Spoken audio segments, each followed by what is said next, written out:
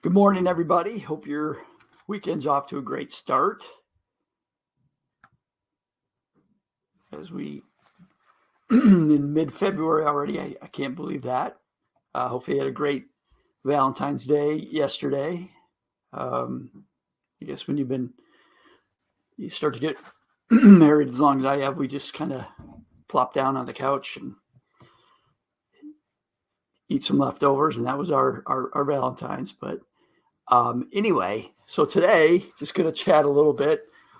Last week, or last time, I briefly discussed gold, really kind of a cursory overlook, but something's going on there in the gold market, and I don't know ultimately what it all is, but it's worth looking at and trying to figure out what's gold telling us. It's always one of those things, just kind of like bonds. It tells a story, and you want to try to figure out what's it trying to tell you, and it can kind of guide you on what you're doing.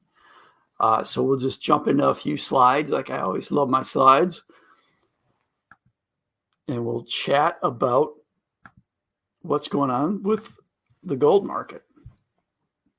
So if you've been following gold at all, you have to know that the price has just been on fire for really the past year. And I mean, it's more than doubled the return of the S&P 500.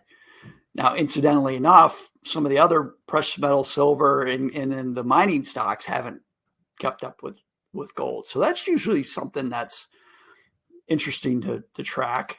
Oftentimes, silver and miners are lagging what gold does. So you could make an argument that there's going to be some potential for those assets to do really well as they can catch up to gold. Or is gold actually just telling us a different story?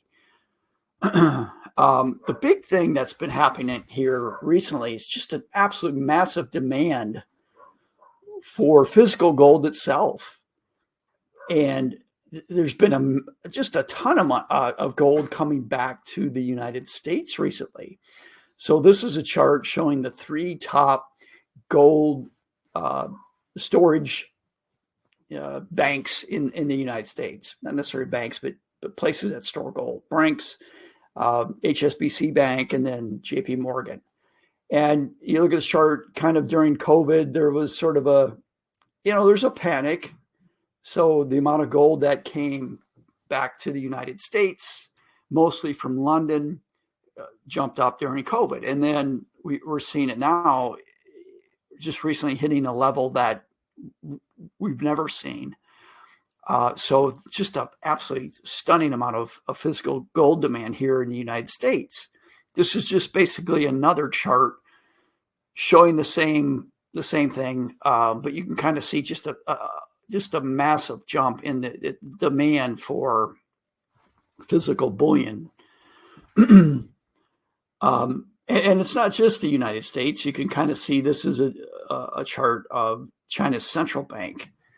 And they had basically in 22 and 23 really ramped up the purchases of gold. They stopped buying treasuries for the most part and really ramped up buying gold. And then, it started to fade in 2023, and China was once again a big purchaser of our treasury bonds. And then just recently, you start to see gold purchases resuming in China. And this is just the central bank. If you actually look at individuals, they have gold ETFs in China, and they've sold, I want to say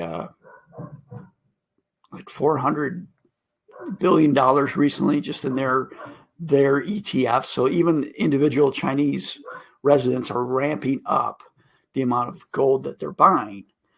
And what's interesting is, like I mentioned just a second ago, a lot of this is coming from London. So London is basically been known as a vault for gold. Most of the major players in the gold market store their gold in London, but you can kind of see that the amount of gold leaving London and coming to China, coming to the United States, and elsewhere is just massive. So the largest bank of gold in the world is starting to see a lot of that leave and head elsewhere. And, it's the point now that London itself, since it is a storage unit, it is basically a vault for a lot of the paper ETFs, if you will, ETFs, mutual funds, all of these things that invest in gold. So usually the storage is in London. And there's been such a demand for gold that's been leaving London and going elsewhere that London is now kind of in a panic trying to borrow gold just to satisfy the demands from a lot of these mutual funds and ETFs that trade gold and store it in London. So it's creating quite a situation here. So it could be a good backdrop for further gold appreciation if you see this kind of demand continuing. Now, the thing is, gold has just been a straight up, bullet to the top. And there's really been no pullbacks, anything like that. And there is a massive demand right now for the physical gold. But I just look at it. And anytime you see anything going straight up, it always makes me nervous. You like to see things go up, but same token, you kind of like to see some sort of corrections along the way, because then all right, well, it's been correcting.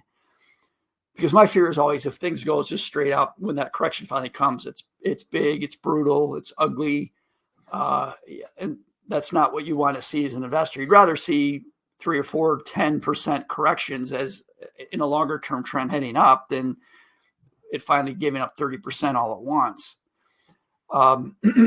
So this is it's kind of a busy chart, but it sort of shows you in light blue the gold price. The darker blue is the longs, so people who are betting on the price of gold going up.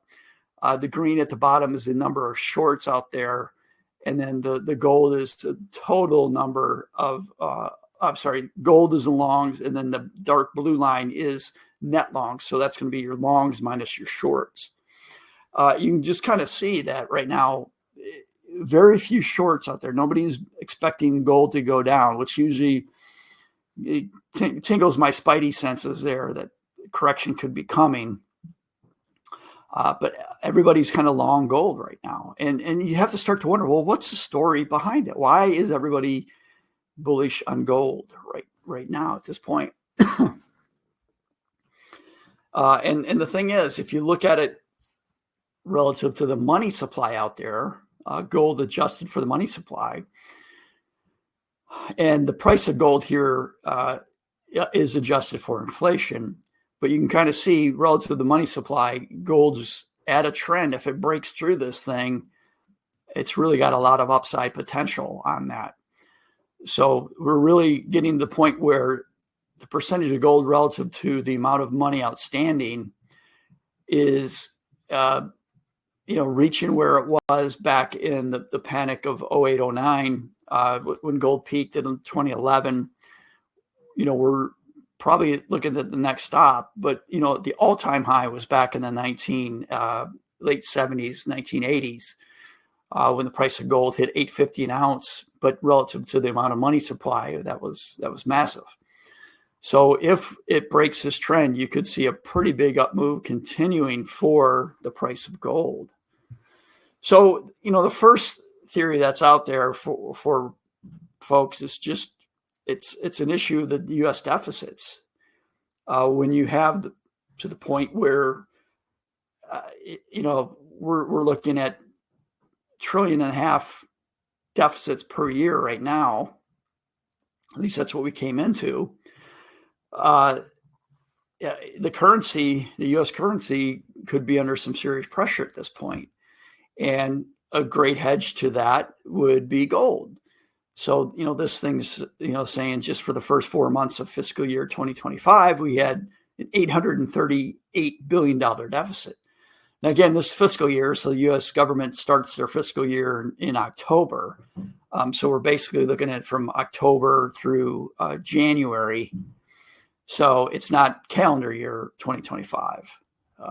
But still, if it was 1 month, that would be atrocious. 4 months, still not good. So we're already not even halfway through the year, and we're starting to nuzzle that $1 trillion mark here. And you can kind of see if this doesn't change, we're talking pushing a $3 trillion deficit. Now, there's seasonalities in all of this too. You got to remember that. So usually tax time, the first quarter of the year is pretty good, January, February, because it does bring in lots of tax revenues, people making their fourth quarter payments. So, it ebbs and flows. It's not a linear thing, but still, this is a pretty inauspicious start to the new year for our government deficit.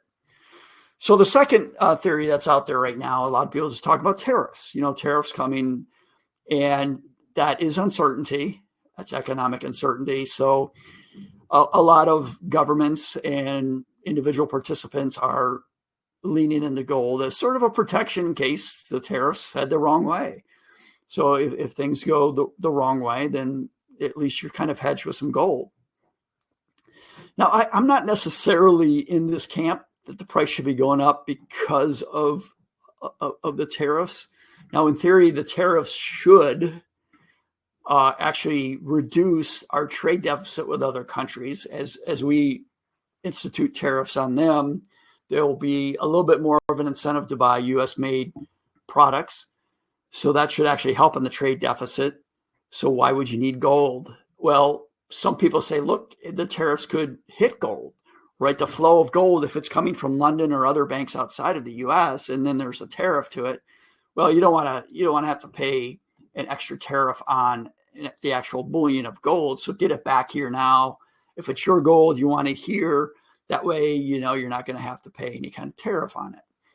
That makes some sense. But what this chart is kind of showing you is that really, as the trade deficit of the U.S. goes up, so does the gold price. So technically, I would think that a reduction in our deficit would actually be bad for the price of gold. If this chart, while this chart certainly isn't perfectly correlated in any way, but you can kind of, if you look at the highs and lows of each point, the ups and downs, there's a decent correlation here. So I would think that actually a rising trade deficit would be better for the price of gold, just because, the more of a trade deficit you have, the weaker your currency is going to be. The U.S. dollar is going to not be as strong when we're basically sending our dollars outside the United States. So I don't necessarily buy this one, but it's certainly something to watch. It could be the reason why gold is seeing its meteoric rise right now. And then there's always just the hedge against chaos. Gold has always done a nice job of providing, a sea of tranquility when the rest of the world is in a tempest. So if you look at this chart, this goes all the way back to the 1970s. It's hard to see because, the moves in the early years aren't quite as pronounced.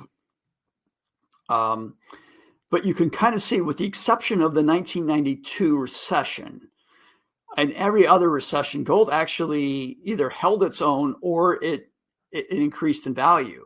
Now, if you look at the 2008, 2009, the gold price did come down initially in 2008. But if you go from the start of the recession, or really from 2007 to 2009, the price of gold was flat.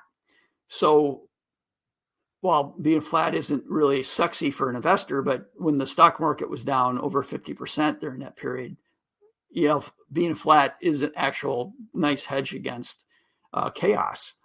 So it could just be maybe the markets are expecting, things are getting a little crazy, and we kind of expect there could be some turbulence. And, we've talked about this in the past. I mean, when you look at valuations of the markets, they're priced for absolute perfect perfection. I mean, the best perfection of ever perfection, the best, as Trump would say, the best perfection ever.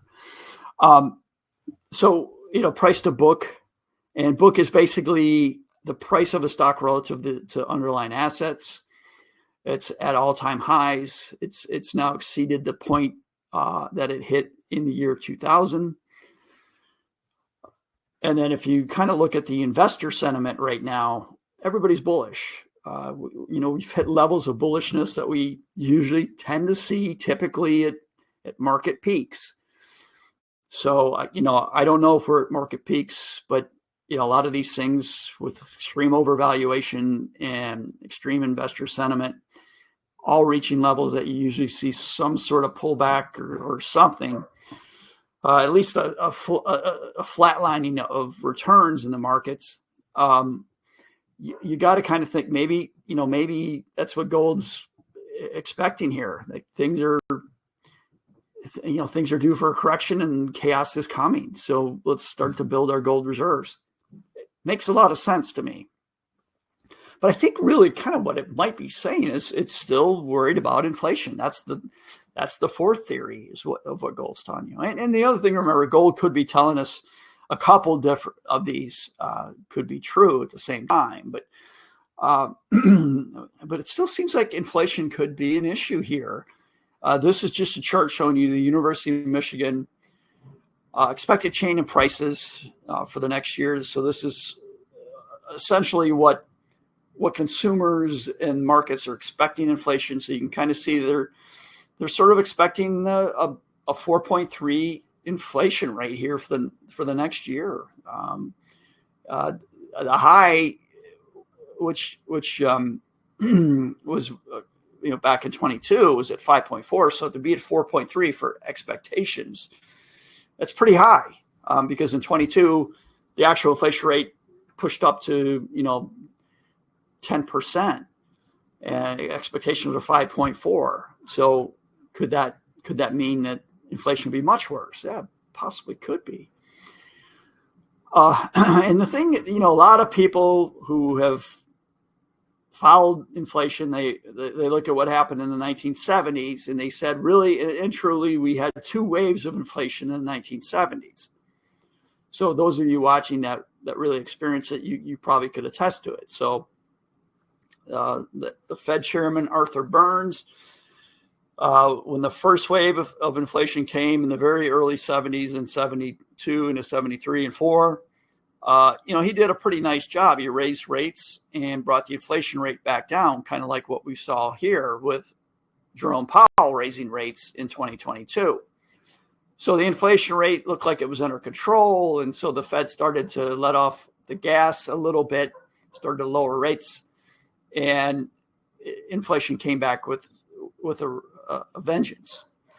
And that's what we sort of saw. So there have been a lot of people out there trying to say, oh, it's going to happen again. The Fed's found the same playbook as what Arthur Burns did. They raised rates enough to make you think that inflation was coming down. And then as they let off on the inflation rates, let off the gas, boom, inflation came right back. Well, I mean, nothing in the world is exactly the same, but, history does rhyme. And could that be? So really, since the Fed started to lower rates, we've started to see a little bit of inflation worries coming in. So that could be what's happening. And the thing is, we actually have had some bad numbers this week. And if you followed it, if you're watching any kind of the news, the first one's the producer price index. So this is sort of the inflation rate for the companies that actually produce all our goods and services. And it came in pretty hot. Year over year, the January PPI was 3.7%. Expectations were for lower than that. Even month to month, the CPI, so from December to January, it was at 0.4%. Now, that's just 1 month. If you annualize it, that's 4.8%. So we're really kind of looking at a pretty big jump in the producer price index just recently. And the other thing that came out that hasn't gotten much news, but it was kind of alarming, is they went back and looked at 13 months and revised the numbers. And they revised the PPI up considerably, with the exception of like 4 months. So, really kind of weren't getting the best numbers here for PPI going forward. Now, if you go in the grocery store, you probably weren't believing that prices were really settling down. And this kind of reaffirms that.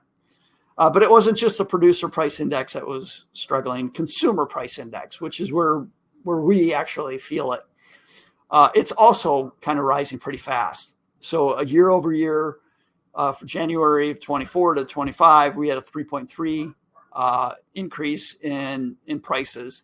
And then even month to month from December to January is 0.4. Again, annualized out, that's a 4.8% inflation rate. Now, it's a very volatile number that happens. So, 4.8, not necessarily going to happen. Could be a lot less than that. But, 0.4 for 1 month, especially leaving December coming into January, that's sort of what's alarming, because December is typically a higher month for inflation just due to the Christmas holiday and the spending that happens. More spending, higher demand, that can create inflation expectation right there. And even the charts are starting to show this again. So it's clearly starting to, whether you're looking at year over year, 6 month or 3 month change, they're all heading back up. So well above what the Fed was hoping for on their 2% inflation target. So, inflation is certainly something that's happening. And what does gold tend to do in inflation? It does pretty well. Even recently, this is a chart of the break-even point between the 10-year Treasury and the 10-year Treasury inflated protected security. So TIPS are basically inflation-adjusted bonds, and this is just kind of showing you what yield are TIPS investors expecting to get in order to make sure that they're breaking even with inflation. And it's back up to the 2.5% point. Now, at the peak of our inflation expectation or inflation experience back in 22, we hit a 3% TIPS to 10-year Treasury. So essentially, the TIPS inflation adjusted was about 3% above with the 10-year Treasury. So we're at 2.5. So that's trending up. That's always something you want to look at to see what's the market expecting for inflation. Now, this is just a chart I found it kind of interesting, and it's just looking at inflation expectations based on your political belief. So the red line is Republicans, the blue line is Democrats, and then the green line is independents. So, of course, if you look at the red line, the Republicans had huge inflation expectations, and then once Trump got elected, boom, they dropped massively. So Trump's going to fix it all. And then if you look at the Democrats, the blue, when Biden's in, it's like, oh, inflation's not going to be a problem at all. And then as soon as Trump's elected, it's like, inflation's going to be massive. It's horrible. It's kind of interesting that, the prism of your political beliefs drives your inflation expectations. And if you look at the green line, which is the independents, they've been worried about inflation the whole time. But what's kind of alarming is it's been picking up here just recently. So if you want to get out the political noise out of this, the independents are kind of worried about it again. So it was high for independents, started to come down a little bit, and now it's sort of reemerging. And you can kind of see this a little bit with the dollar. Dollar is still pretty strong relative to all the other currencies, but we're starting to see a little bit of a pullback in the dollar. At 107, it's still very strong. The other thing is that the orange usually means it's a bullish signal for the dollar. So it's still in a bullish trend, pulling back a little bit. So, if we do have inflation, typically inflation will weaken the dollar. You need a weaker dollar to effectively have inflation. And this is just another chart. I follow Crescat Capital. Their position is it's more of a tell of what's going to happen into the bigger stock market. And usually once you hit a peak in the dollar and starts to fade, so does U.S. equities at that point, to the point where we go through a process of weakening in U.S. equities to where they become undervalued along with the dollar, and then you see an uptrend. Again, it's just their theory. Interesting to see, but we'll find out. Now, I've always been talking about how I do think that, we had a period really from, 93, I guess, up until, really until 2022, honestly, where we sort of had a disinflationary environment. We never had really anything close to 4% inflation over those, 25 years or so. It was always kind of a disinflation, to maybe get up to 3%, down as low as 1%. We had a really ideal situation. And I think, over the next 10, maybe 20 years, the bigger story is going to be inflation, just kind of more of a macro issue. The first one is kind of the breakdown of two long-standing relationships. If you go back to the early 90s, the United States has benefited with the relationship of China. We've been outsourcing our manufacturing there. So what that has essentially done is it put a cap on inflation for the United States, because we could buy goods for really the same price that we were paying before. You can buy shirts and shoes right now for the exact same dollar price that you bought it probably in the 90s. So really no inflation on a lot of those items. But it brought down the price of a lot of different goods and services. So that relationship is starting to fray. And we have finally discovered that we really probably shouldn't have gutted our manufacturing like we did. So we're in the process of, not just that, but then trusting China. If China shut the gates to our products, we're in trouble. We won World War II because we weren't invaded. Obviously, that helps when you don't have to worry about that. But we were a manufacturing behemoth, and that's, Germany, just no way they could keep up with that, nor could Japan. So we're in a position now where both from just having manufacturing here for jobs has gotten to be a problem, but then also relying on a 7,000-mile supply chain to China, who could shut us out completely. Start to realize it's probably not the best idea.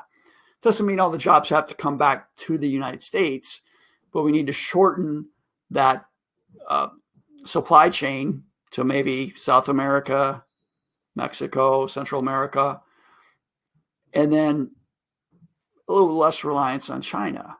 And it's the same thing over in Europe. As the USSR fell and things started to open up, Europe and Russia developed a relationship where Europe was able to basically get very cheap natural gas from Russia, and it kept their costs in check. It ensured that Germany was a manufacturing giant. Having access to cheap energy is one of the key things you need to have a solid manufacturing economy. So that relationship clearly has frayed, and don't know what's going to happen here. Even if a conclusion to the Ukraine-Russia war happens, does that necessarily mean that Europe's going to become a friendly ally for Russian fuel again? I don't know. So I think we're seeing long-term trends that are breaking down that are going to be net inflationary. The second thing is the insourcing of jobs. We are going to actively take an approach to bring more manufacturing. Now, this happened during the first Trump presidency. It continued under President Biden, and clearly it's a huge goal for President Trump this term. So I think there's going to be both tax incentives and then, of course, the tariffs, with the approach to bring some manufacturing back to the United States. We have to make it enticing for companies to leave China and other areas to bring these jobs back. And the only way you're going to do that is you've got to make it economically feasible for corporations to do just that. And that taxes is obviously going to be one of the big ways you can entice people to come back, and then tariffs are the other. But the thing is, no matter what they say, it's going to be inflationary. You do have to build the capacity to manufacture. We have since 1990, we have shut down, 700 manufacturing plants in the United States. So if you start to build some of these back, so if Gary, Indiana, Flint, Michigan, Detroit, Buffalo, if they start to see these plants come back, that's a cost. That's a cost to a corporation to build them. And then, of course, you're going to be paying higher costs for labor. Now, hopefully, we'll have the technology to where we can probably better use technology along with labor, so the cost won't be as prohibitive, but it is going to be an inflationary cost. So we may be paying more for goods and services as they insource jobs. Now, you also have to say, who does it benefit and who does it hurt? So I guess as a retiree, and I've got a lot of clients that are retirees, it's probably not a big plus for you because you'll probably experience some higher cost. Although you're probably not purchasing as much as you did when you were in your 40s or 20s.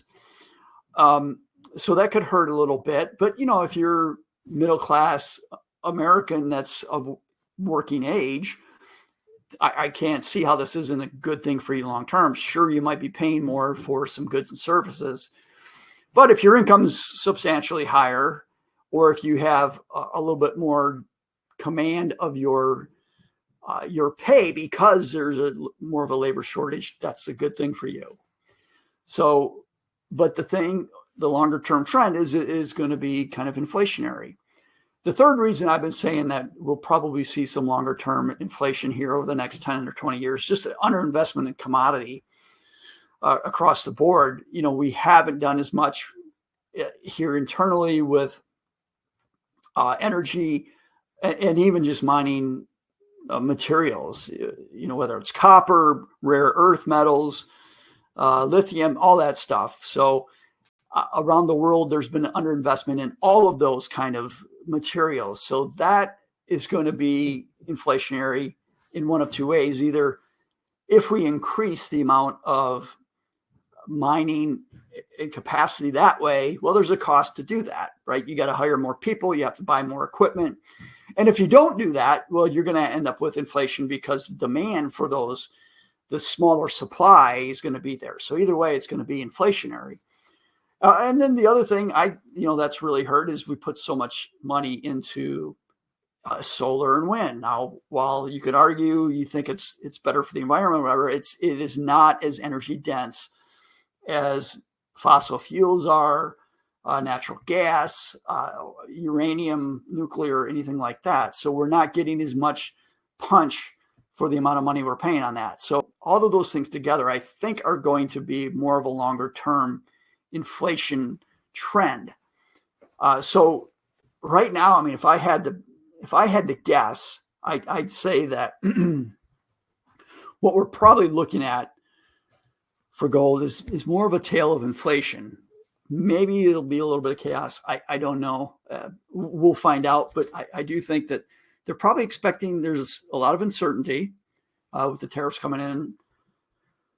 So that could be part of it, but I still think it could be the inflation story. And I don't think we're going to get back to the point where we're at 1 or 2% inflation rates, at least for quite a while. Barring a recession, which is naturally deflationary, I think the longer term trend is inflationary. And there will be moments where we'll have a deflationary environment if we have some sort of recession. But I think the longer term trend is just looking like inflation. And I think that's what gold's saying. So finally, we always finish off with our little disclaimers. So you can read that as you want.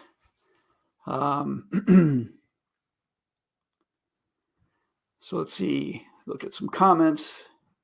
Gold's been manipulated for over a decade. Absolutely. Gold has. So the gold market and silver market, really for both of it, it's a little bit easier to manipulate by banks. We have a lot of options, futures contracts for gold. And with ETFs and mutual funds that use this, they're using a lot of those options. So if if you can control the price by controlling how many puts and calls on these options and futures contracts, you can sort of manipulate the price of gold or silver. And then there's been, I mean, people have been talking about that for 2 decades now. And actually, JP Morgan was fined a couple years back because it basically found that that's what JP Morgan was doing. They were keeping the price of gold suppressed. And a lot of people say they do it because, the Fed has to have gold suppressed. If price of gold goes too much, then they're in a real conundrum because the dollar is going to lose value. So there's always a political element to it. And the fact that the gold and silver market are much smaller than, say, the bond market, stock market, or real estate market, it is a little bit easier to manipulate it. So I probably could have put that theory out there that what we're seeing now is them losing control of it a little bit. Because any manipulated market at some point, you can keep the dog on the chain for so long, but eventually if the dog gets off, the longer it's been on the chain, the faster it's going to run. That could be what's going on too. That's another option. If you've kept the price artificially low for a long time, and then the real price starts to emerge relative to the amount of money that's been printed here the past few years, that could be what the gold market's saying.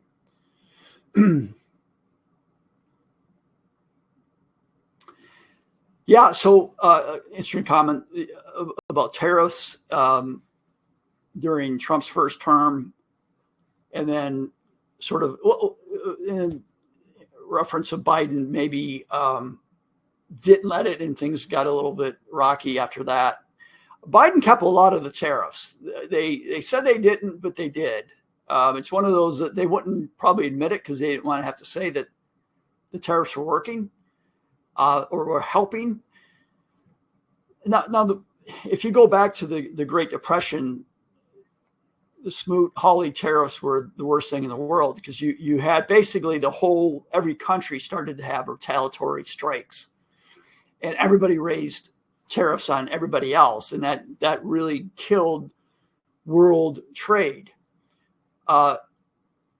Now, politics aside, I think really what we're going to see with these tariffs is more of a equalization, because if you look at it right now, the United States has had very low tariffs, 10% or less on pretty much everybody. And other countries have had sizable tariffs on us, especially for certain products that they wanted to get into the United States. Happens in Europe, China, everywhere. So essentially what we're saying now is, okay, if you're going to tariff our California wines coming into France by 30%, and we're only putting a 10% tariff on your wines, well, we're going to make it 30 and 30, right? Fair trade. So I don't think these tariffs are going to become a retaliatory where France go, okay, well, you raised our tariffs on our French wines to 30. We're going to raise yours to 50 because they know we're going to come right back with a 50. So I think they're going to say, well, we've had a kind of an advantage here for years. Now we're going to have to make our product as competitive as a California wine. So we'll see what's going to happen. But, in theory, what would happen is if tons of French wine was coming in here because of our low tariffs and we raise it up, we might see some new vineyards emerge in California or elsewhere in order to provide wine sourced here in the U.S., which creates jobs and tax revenues. So we'll see. I'm not as worried about the tariffs right now. They are going to be inflationary. Everybody's saying, oh, they're not going to be inflationary. They will be. But the thing you have to remember about true inflation, across the board inflation, is always caused by excess money. The government causes that. When we have too much money chasing the same amounts of goods and services, you have inflation. Here we might have certain products that are going to go up in cost, but we're going to have products that come down in cost too. So as more goods are produced here, so there's going to be more give and take with these tariffs than, say, a natural inflation that we had in 22 when just the money supply increased rapidly and prices on goods and services went up because the supply of goods and services didn't.